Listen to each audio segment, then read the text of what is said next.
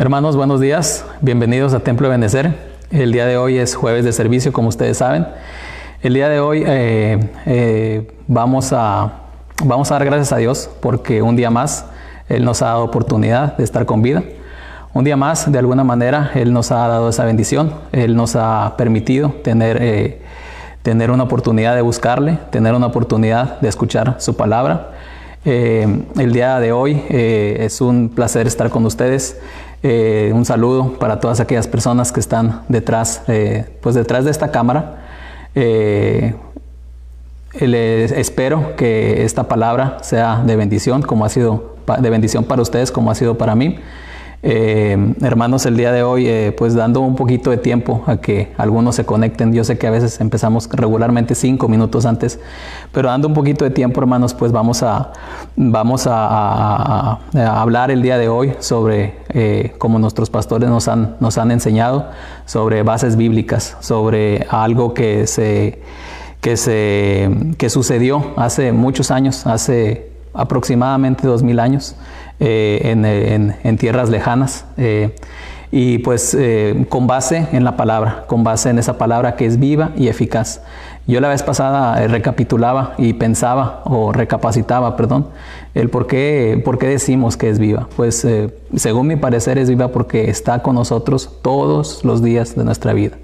Viva o vida quiere decir que alguien está presente, que estamos ahí, y que la palabra camina con nosotros todos los días. No es nada más para un sábado, para un domingo o para un lunes, no, es para todos los días. Y eficaz porque viene de la palabra eficiencia, es algo que no falla, es las respuestas, nos los ha dicho nuestra pastora, están ahí en la Biblia. Todas las respuestas, y también incluyendo a nuestro pastor, nos han dicho que están ahí. Entonces esa es la eficacia de la palabra, que no hay falla cuando tú te diriges y te riges por ella. Hermanos, el día de hoy vamos a hacer una oración para empezar a ver esta palabra. Bendito Padre, el día de hoy nos dirigimos a usted, Señor, con acción de gracias, Padre, porque usted ha dado un día más.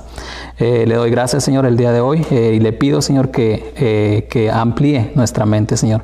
Que esta palabra, Señor, que usted me ha dado a mí y que me ha dado para darla a conocer a mis hermanos, Señor, sea de bendición. Haga, Señor, usted que el Espíritu Santo, Padre, more en nosotros, Señor, y que nos dé esa lucidez para que ésta entre en nuestra mente, pero sobre todo en nuestro corazón, y nos sirva para seguir adelante, Padre, en el camino de usted, Señor, y que le sirva a aquella persona que posiblemente no le conoce, que posiblemente no haya escuchado de usted, que le ayude, Señor, a redarguir, para que las personas, si necesitan cambiar algo en su persona o en su manera de conducirse, Señor, que lo hagan a través de la palabra, Señor. Esto se lo hemos pedido el día de hoy en el poderoso nombre de Jesús. Amén.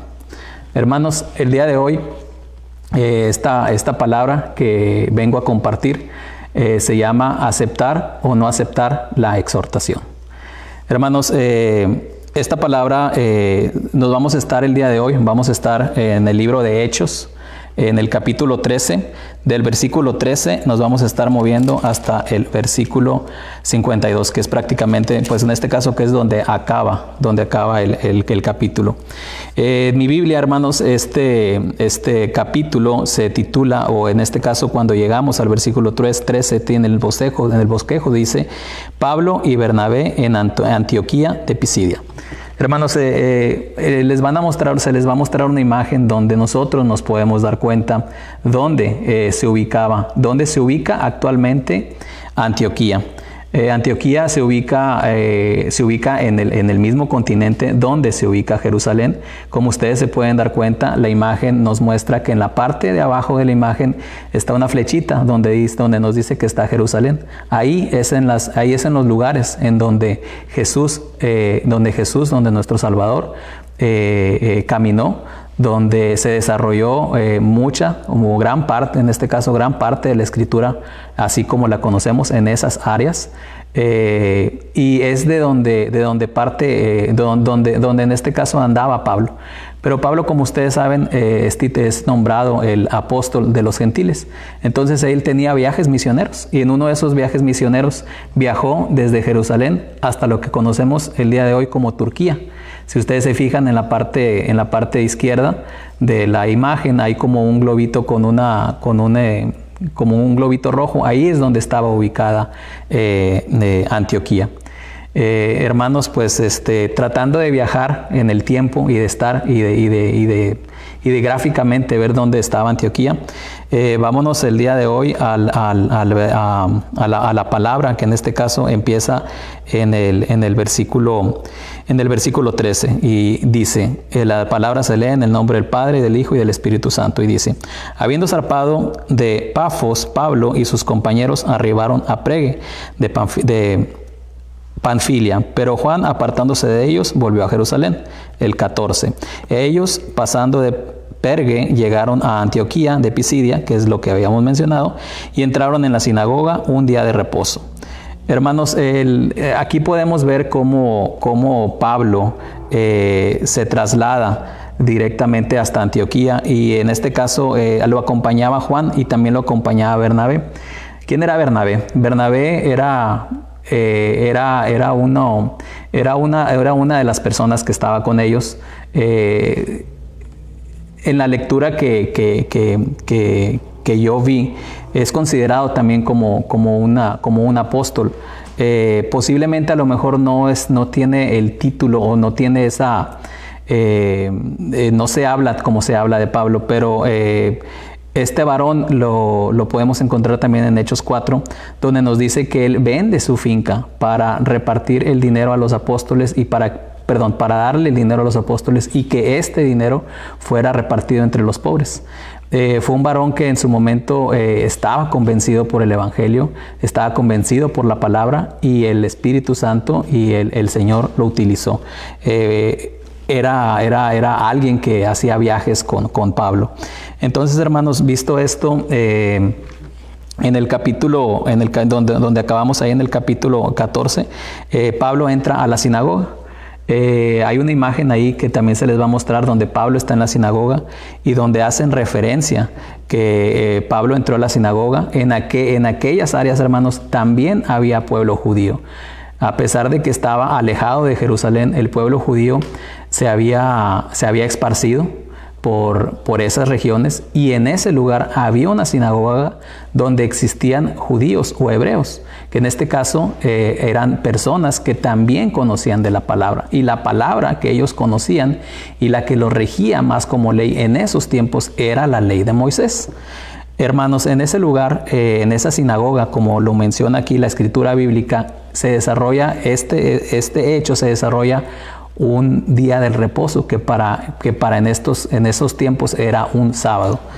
Hermanos, ahí, al estar Pablo en la sinagoga, él escucha lo que me imagino yo estaban ahí haciendo los escribas y los que estaban, porque se leía la palabra. Es como cuando viene uno un domingo al templo. Cuando vas a un templo, en ese momento, cuando ibas a una sinagoga, se abría la escritura bíblica, se leía, se enseñaba, y en su momento Pablo acude a esa sinagoga para escuchar qué palabra era la que estaban dando. ¿Por qué? Porque él iba en calidad de misionero, porque como ustedes saben, él lo mandó Jesús a la gran comisión de los apóstoles, a dar el evangelio por las naciones. Entonces, hermanos, él pues defendió mucho la sana doctrina. ¿Por qué? Porque sabía que hubo tiempos los cuales esta sana doctrina se torció y no se cumplía por muchas razones.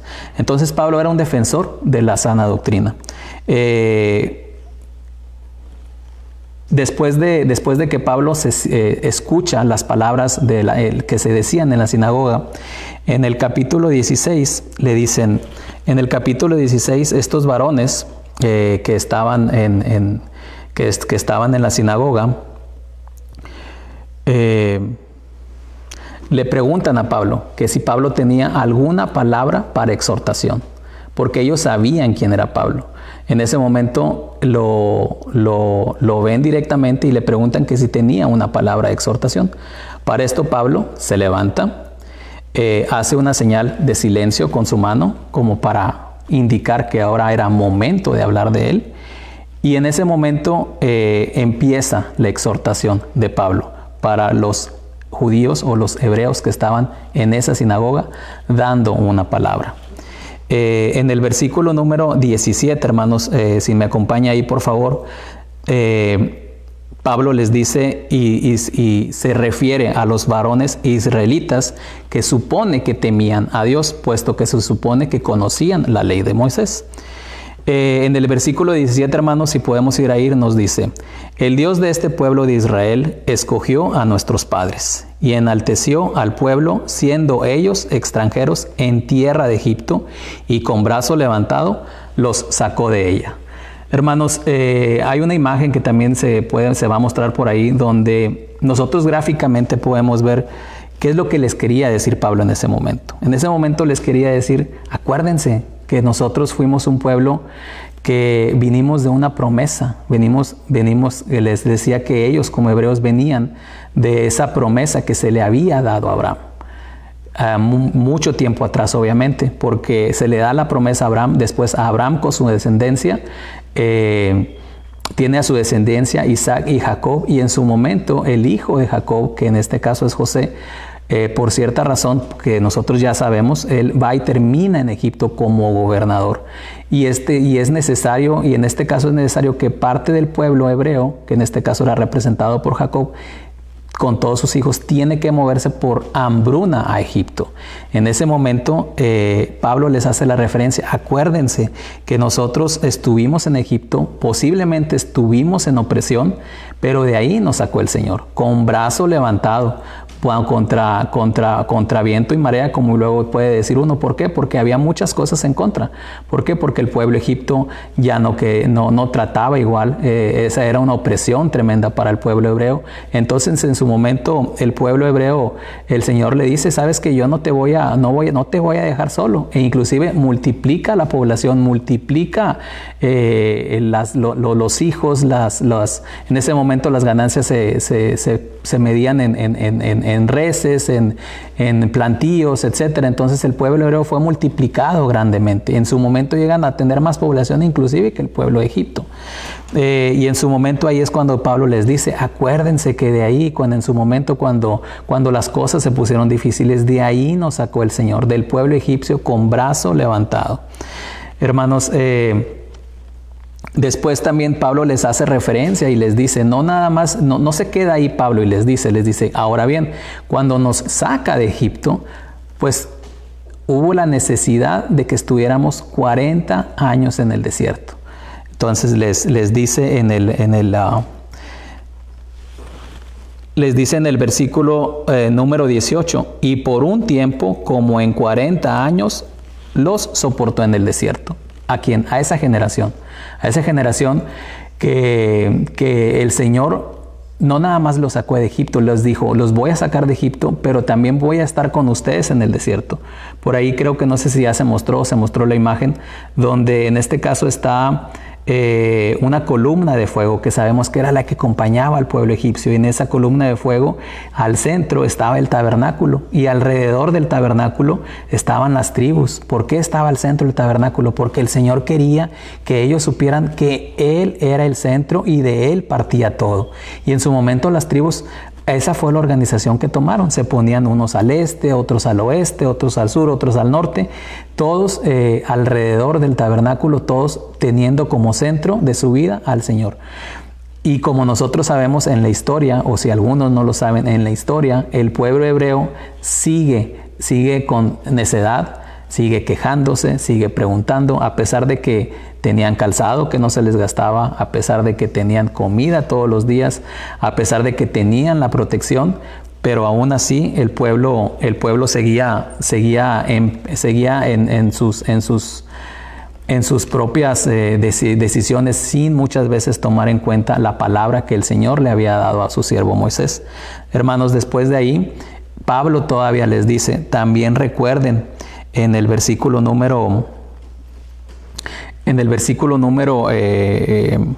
19 dice: y habiendo destruido 7 naciones en la tierra de Canaán, les dio en herencia territorio. Ahí también se va a mostrar una imagen, hermanos, cómo no es Canaán, pero cómo pudo haberse mostrado Canaán.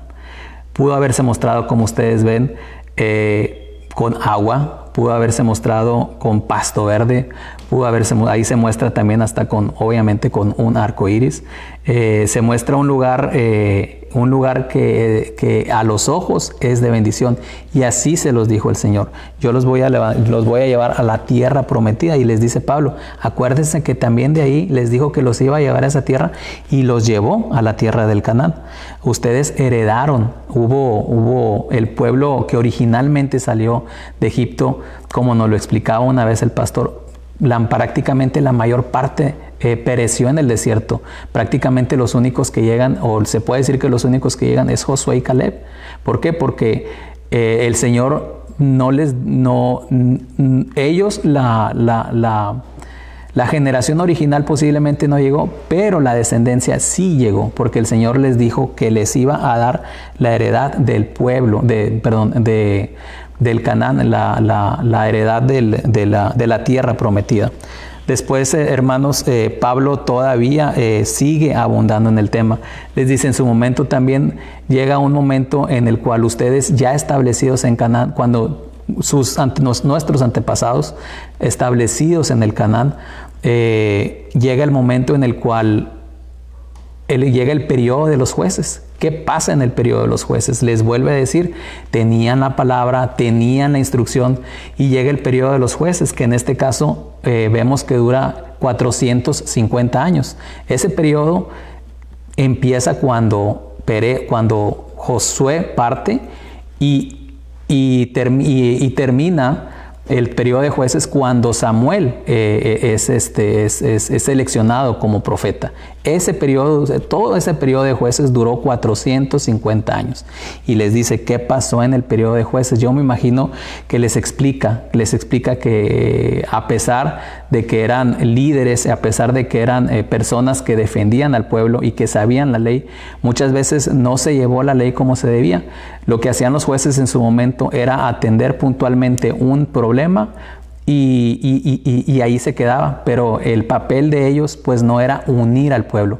En ese momento había mucha desunión, había mucha desorganización del pueblo, y los jueces en su momento, como dice su palabra, estaban ahí para hacer que se cumpliera la ley, pero no en el tema de organización, ni en el tema de unir al pueblo para obviamente, porque todo pueblo con la cantidad de gente que era, necesitaba tener una organización, pero en el momento de los jueces no se logra. Después, en este caso, también les explica que cuando empieza el periodo del profeta Samuel, el pueblo le pide un rey. El pueblo le pide un rey, y en este caso ellos no les bastaba con tener al rey de reyes, que era Jehová de los ejércitos, sino el pueblo querían un rey. ¿Por qué querían un rey? Porque las naciones que estaban alrededor, que eran las que muchas veces estaban en conflictos con ellos sí tenían reyes. Ellos no sabían de la palabra, y ellos tenían un rey en su pueblo o en su nación. Entonces el pueblo hebreo, o en este caso Israel, también quería un rey, y piden un rey. Y Jehová dice: está bien, te voy a dar un rey, pero no te voy a dar un rey porque no pediste conforme a mi voluntad. Tú solamente querías un rey, y les da al rey Saúl.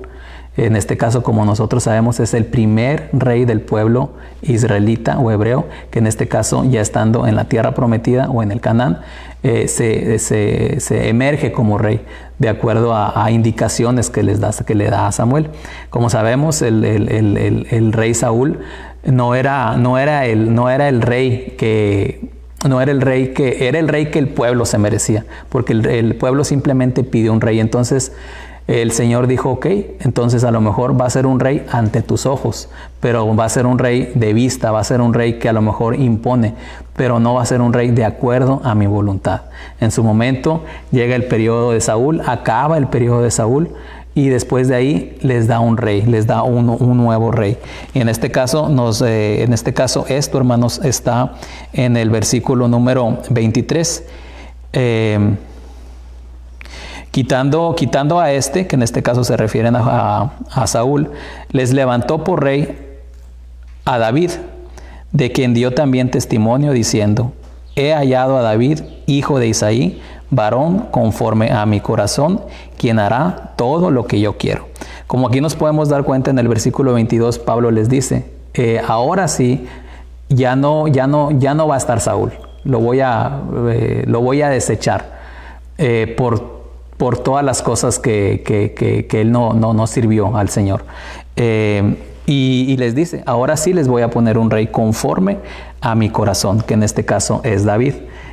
También ahí se muestra la imagen del rey David, no sé si ya se mostró, pero es como gráficamente lo podemos ir viendo, cómo Pablo les explica ahí en la sinagoga todo lo que ellos ya sabían, todo lo que su pueblo ya había pasado.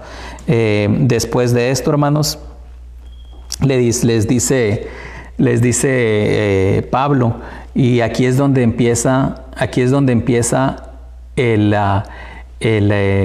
periodo donde nosotros nos podemos dar cuenta que el Señor, sabiendo que el pueblo, con todos estos eventos, no pudiendo cumplir las leyes que se le dieron a Moisés, pues es cuando pienso yo que Él sabe que es momento de demandar a aquel que caminó entre nosotros sin pecado, sin arruga, sin mancha. Y aquí, hermanos, situémonos por favor en el versículo número 23. El versículo número 23 dice, del versículo número 23 de Hechos 13, de la descendencia de este, y conforme a la promesa de Dios, levantó a Jesús por Salvador a Israel. El versículo número 24.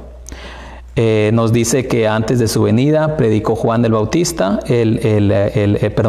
predicó Juan el bautismo de arrepentimiento a todo el pueblo. Como nosotros sabemos, hermanos, después de todos estos periodos, después de los periodos que les acabo de platicar, que nos quedamos en reyes, hubo una cantidad de reyes, hubo todos los reyes que estuvieron en la descendencia de David. De David, pues como no sabemos, siguió Salomón y siguieron todos los demás reyes. Todos estos reyes no seguían las indicaciones, muchos de ellos, la mayor parte no. Hubo algún fallo en ellos, hubo algo que adoraron a otro Dios. Y este periodo de reyes termina prácticamente con el exilio o con la captura del pueblo hebreo hacia Babilonia. Prácticamente termina en los tiempos de Joaquín, que es el rey Joaquín, que era prácticamente el último de la descendencia que iba a ser rey. Y en este caso, como nosotros sabemos en la historia, pues el pueblo es llevado a Babilonia, en este caso es capturado ahí, le piden, en este caso el rey Nabucodonosor, que siguiera sus reglas y toda esta historia que nosotros sabemos. Después de esto, pues entra en la historia el rey asirio, en este caso en tiempos de Artajerjes, donde le permite, el Señor lo utiliza para que ya empezaba a utilizar a Nabucodonosor, pero con el rey asirio entra el momento en el cual el pueblo regresa a Jerusalén en tiempos de Esdras y en tiempos de Nehemías. Ahí, hermanos, pues se empieza nuevamente a reconstruir Jerusalén, a tratar de organizarse. Pasa un periodo y en ese momento, pues como nosotros sabemos y nos lo dice aquí, de la descendencia de David viene Jesús. En el versículo número 24, como lo veíamos, nos dice que en tiempos de Juan, él predicaba el bautismo del arrepentimiento a todo el pueblo de Israel. Y luego dice el versículo 25, mas cuando Juan terminó su carrera, dijo, ¿quién pensáis que soy? No soy él, mas he aquí viene tras de mí uno quien no soy digno de desatarle el calzado de los pies.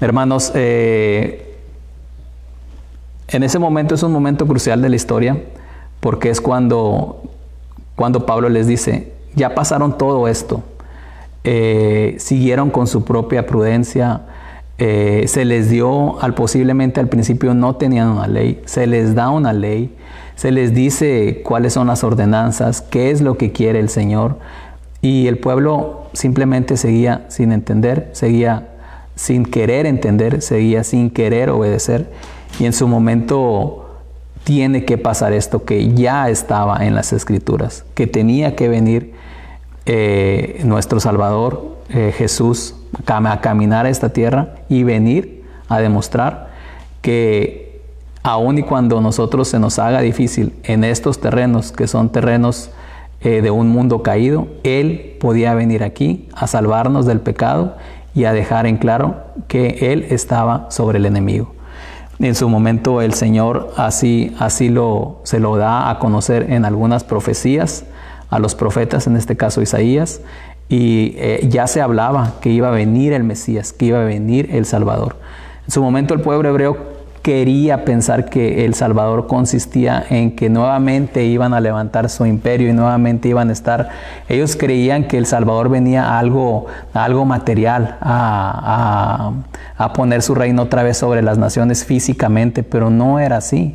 El Señor estaba mandando algo más profundo, algo que no se limita a este lugar, sino algo que nosotros sabemos tiene la profundidad y tiene la inmensidad del reino celestial. A eso es a lo que vino el Señor. Y aquí en su momento Pablo les hace mención que llega el periodo en el cual estaba Jesús, ya aquí sobre la tierra. Si nos situamos en la historia, si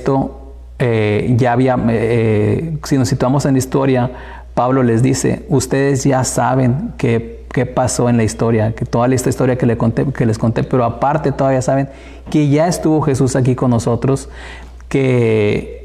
vámonos al versículo número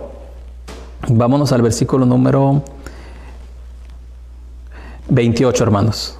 Ahí es donde se deduce que ya había pasado, ya había caminado entre nosotros Jesús, porque obviamente sabemos que a Pablo se le aparece, o a Pablo se le da una voz cuando perseguía a su pueblo y le dice, Pablo, ¿por qué me persigues? Y sabemos que es cuando pierde la vista temporalmente, y sabemos que en este caso es cuando el Señor ya había resucitado. Pero vámonos al versículo número 28, hermanos. Dice el versículo número 28, y sin hallar en él causa digna de muerte, pidieron a Pilato que se le matase. Aquí en este caso nos está explicando que el Señor caminó entre nosotros, el Señor vino y nos enseñó, el Señor vino y nos mostró a través de parábolas, porque era más sencillo que se entendiera lo que Él nos quería decir. Vino, hizo milagros, resucitó personas, pudieron caminar gente que no podía caminar, le dio vista a quien no podía tener, pero no solamente física, sino vista espiritual. Quitó esa venda de nuestros ojos, y en ese momento nosotros pudimos ser libres porque empezamos a conocer la verdad.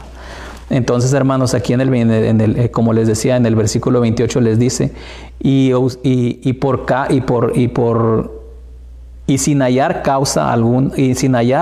en él causa digna de muerte, le pidieron a Pilatos que le matase. Entonces les dice, aparte de todo lo que pasó, ahora manda el Señor a su hijo, y sin causa alguna lo matan, lo crucifican.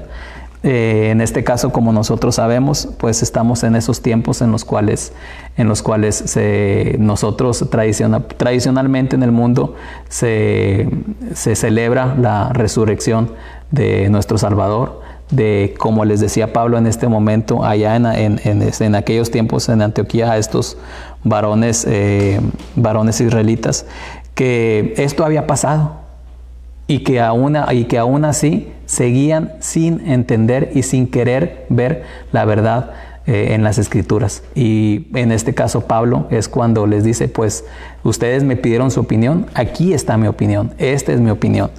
En el versículo 30, hermanos, es donde vemos cuando Pablo no nada más se queda y les dice, no, pues lo llevaste a crucifixión en tiempos de Poncio Pilatos. No, en el versículo 30 les dice, mas Dios lo levantó de entre los muertos. ¿A quién lo levantó? Nosotros ya sabemos que al tercer día quien resucitó, y nosotros sabemos que nos dijo que no estaríamos solos, que estaría con nosotros hasta el fin del mundo, por medio de su Espíritu Santo, que es nuestro Consolador. Entonces, en su momento Pablo ya les empezaba a decir a esos varones que ellos sabían que había sucedido un milagro y que había una persona que había vencido a la muerte por obra y gracia de Dios, porque se levantó entre los muertos y porque caminó entre los apóstoles, caminó nuevamente entre algunas personas, le vieron algunas personas, en este caso entre sus discípulos, entre apóstoles, se seguía teniendo esa presencia con algunos de ellos. En el versículo número 32, hermanos, vemos y dice: y nosotros también os anunciamos el evangelio de aquella promesa hecha a nuestros padres. Entonces, ¿qué era lo que les decía que les quería decir Pablo? Que ese evangelio que trajo el Señor, que trajo Jesús, es el que les venía a enseñar Pablo. Y gracias pues a ese tesón que tenía Pablo, gracias a ese carácter a lo mejor indomable que tenía Pablo, pues el Señor sabía que era la persona correcta, pero era la persona correcta para hacer las cosas bien, porque como todos sabemos, en ese momento que el Señor decide a través de Jesús capturarlo, a través de Jesús ser su siervo, a través de Jesús ser ese convicto de Él, porque fue de gran bendición, porque como nosotros sabemos, de Él se origina una gran parte de las cartas del Nuevo Testamento, de versículos que nosotros conocemos en el en el Nuevo Testamento, por la guianza de Pablo. Hermanos, dicho esto, situémonos todavía ahí en la sinagoga, donde Pablo les da toda la historia, donde Pablo les dice: ahora que Jesús caminó entre nosotros, que Jesús es el que sana, que Jesús es el que salva, que Jesús es el que vino a caminar entre nosotros y ayudarnos y a enseñarnos y a hacer milagros, pues les dice, ¿verdad? O sea, ustedes me pidieron una exhortación. Aquí está la exhortación que les estoy dando. Yo imagino que en su momento les dijo: la interpretación no es la correcta, o a lo mejor ustedes interpretan lo que ustedes quieren. Esa es la exhortación que ustedes me pedían, aquí se las doy. Porque como nos dijo el pastor la vez pasada, Pablo, a diferencia de ellos, tuvo la experiencia, él lo vivió directamente, él escuchó esa palabra, él se quedó ciego, él perdió la vista por un tiempo, él lo vivió. Entonces por experiencia les decía: yo lo viví, yo estuve ahí, yo soy parte de eso, soy parte de esa historia. Entonces me han pedido exhortación, esta es mi exhortación. En el capítulo número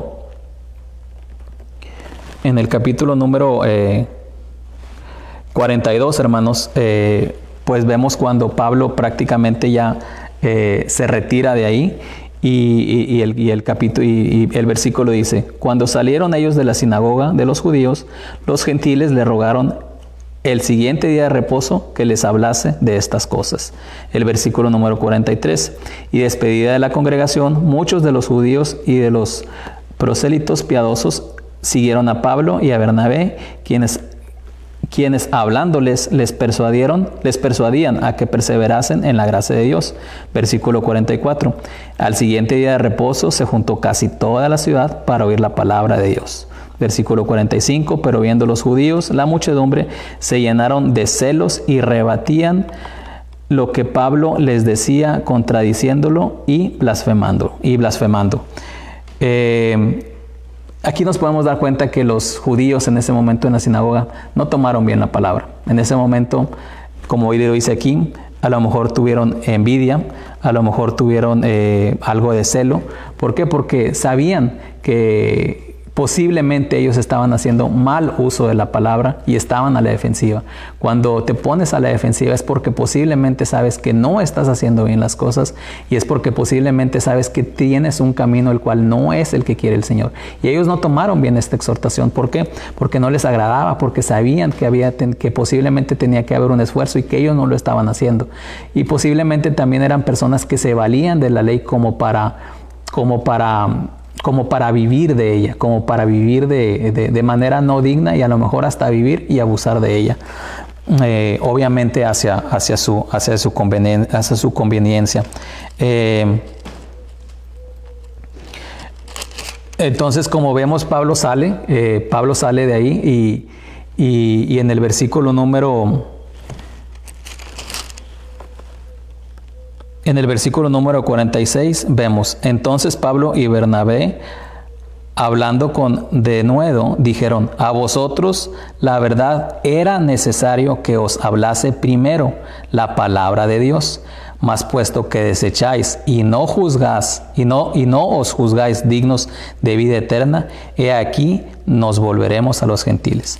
¿Qué les quiere decir Pablo con esto? Pues les quiere decir, me pidieron mi exhortación, me pidieron mi opinión, ustedes simplemente siguen, o sea, han desechado la palabra que les he venido a dar. Yo primero me vine a dirigir con ustedes, porque ustedes son el pueblo, son la descendencia del pueblo escogido, pero ustedes desechan la palabra, pues entonces me voy a los gentiles, que como sabemos los gentiles pues somos todos los que no venimos del pueblo israelita o el pueblo hebreo.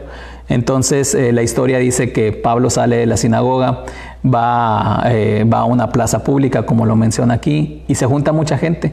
Y a estos varones pues no les gusta, entonces van con las personas a lo mejor apoderadas o acaudaladas de ese lugar. Aquí dice en la palabra que algunas mujeres piadosas instigan para que echasen a Pablo y a Bernabé para que no pudieran dar la palabra. Pero en su momento ellos sí les hablaron a los gentiles, y los gentiles sí pudieron escuchar algo. Posiblemente no lo de esa reunión, porque eso fue un sábado después del primero que veíamos en la sinagoga. Y pues Pablo no acaba ahí con su ministerio. Él hace muchos viajes misioneros por otros lugares, y posiblemente aquí es donde el Señor le muestra donde vas a encontrar dificultades, vas a encontrar posiblemente gente que conozca más que tú el Evangelio, posiblemente que conozca mejor de ti el Evangelio, pero eso no te debe de frenar. ¿Por qué? Porque sabes que tú llevas mi unción, llevas mi capacitación, llevas la capacitación del Espíritu Santo, y cuando el Espíritu Santo te capacita, ahí no hay falla, como veíamos ahorita, ahí la palabra es eficaz. Entonces era algo como que a lo mejor necesitaba Pablo para decir, bueno, voy a enfrentarme con dificultades, y esta fue una dificultad pequeña, simplemente lo echaron de ahí, pero como nosotros sabemos, él hasta encarcelado termina y pasa un sinfín de cosas. Hermanos, con esto cerrando el tema del día de hoy y viendo la palabra como la titulaba, de aceptar o no aceptar la exhortación, aquí es donde vemos que muchas veces el aceptar la palabra es difícil. A lo mejor hay personas que dicen, es que yo ya la acepté, pero pidámosle al Señor que en nuestro corazón, en nuestras acciones, ponga el querer como el hacer, produzca en nosotros el querer como el hacer. Porque para muchas personas te pueden decir que es cosa difícil, y posiblemente estar en los caminos de Dios no es sencillo, pero es muy gratificante. Porque cuando Él camina contigo, yo no te puedo decir que se van a acabar tus problemas, yo no te puedo decir que posiblemente no va a haber alguna lucha, no va a haber algún detalle, pero Él siempre va a caminar contigo. Entonces, como lo decía aquí, cuando tú escuches una palabra de exhortación, es porque exhortación en base bíblica, es porque el Señor quiere que crezcas en Él, que le conozcas, que te entregues a Él, porque a lo mejor era la palabra que necesitabas en ese momento. Muchas veces, como luego pensamos, necesitamos un jalón de orejas. ¿Por qué? Pues porque no somos perfectos, y porque para eso estamos. El pastor un día me decía, el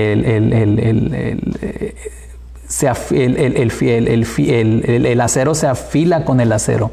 En este caso es cuando se tiene, a veces tiene que sacar chispas, a veces tiene que doler, pero para que la palabra en nosotros esté con ese filo cortante de dos hojas, para que cuando lo tengamos que usar contra el enemigo, obviamente, sepa que las palabras de exhortación llegan a nosotros, que tratamos de entenderlas, que no las desechamos como en este caso lo hizo el pueblo o aquellos varones temerosos de Dios, como lo pensaba Pablo, y deducía que al ser temeroso de Dios era porque conocías la palabra y la llevabas a cabo, y pues desecharon. Entonces no seamos, por hermanos, el día de hoy yo les digo que no seamos como ese pueblo que posiblemente, creyendo que tenía esa selección de parte del Señor, lo tenía todo, porque en su momento lo tenía, pero no lo valoró, no siguió, no no obedeció, hermanos, se quejó mucho tiempo.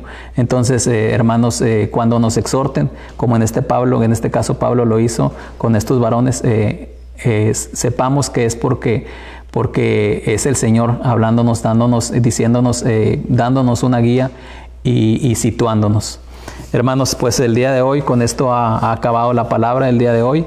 Yo espero que haya sido de bendición para ustedes como ha sido para mí.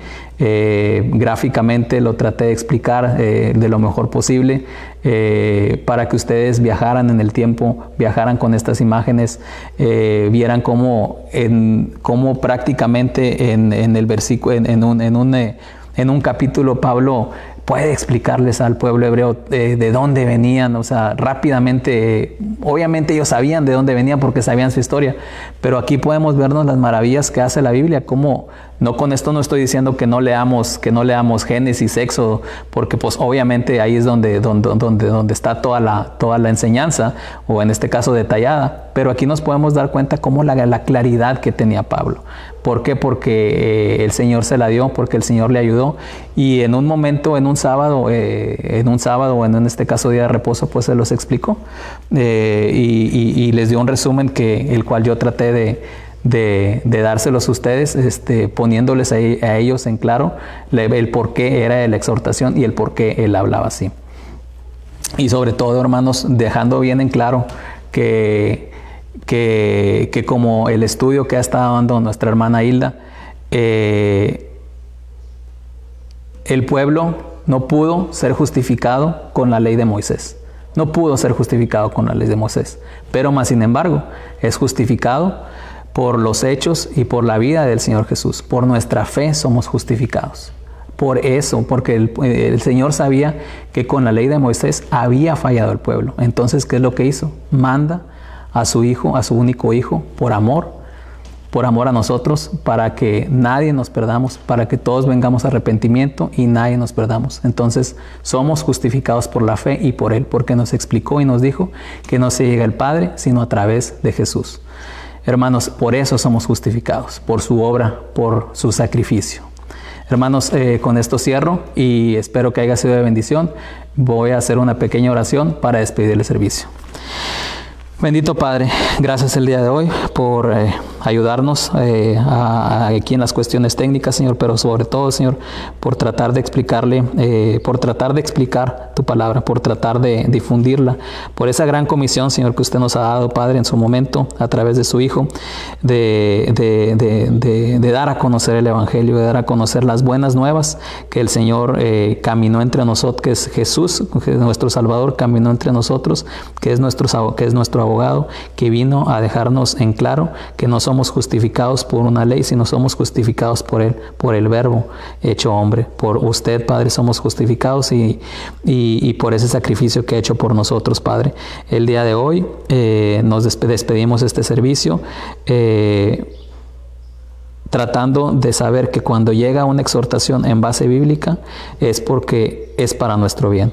Padre, ayúdanos a entenderlo así, ayúdanos a aplicarlo en nuestra vida y ayúdanos a ayudar a nuestra familia para que también así le llegue a ellos y para que también aprendamos de todas las enseñanzas que usted nos da, Padre. El día de hoy nos retiramos. El día de hoy yo le pido por todas las personas que pudieron estar en live o las que van a estar más tarde viendo esta palabra, Señor. Gracias, Señor, por permitirme, Señor, estar en sus caminos. Gracias por la vida de nuestros pastores. Gracias por Ebenezer, Padre, porque hasta aquí nos ha ayudado usted. Todo esto, Señor, se lo he pedido, Señor, se lo he expuesto y le he dado gracias, Señor, en el poderoso nombre de su Hijo Jesús. Amén. Que el Señor les bendiga, hermanos.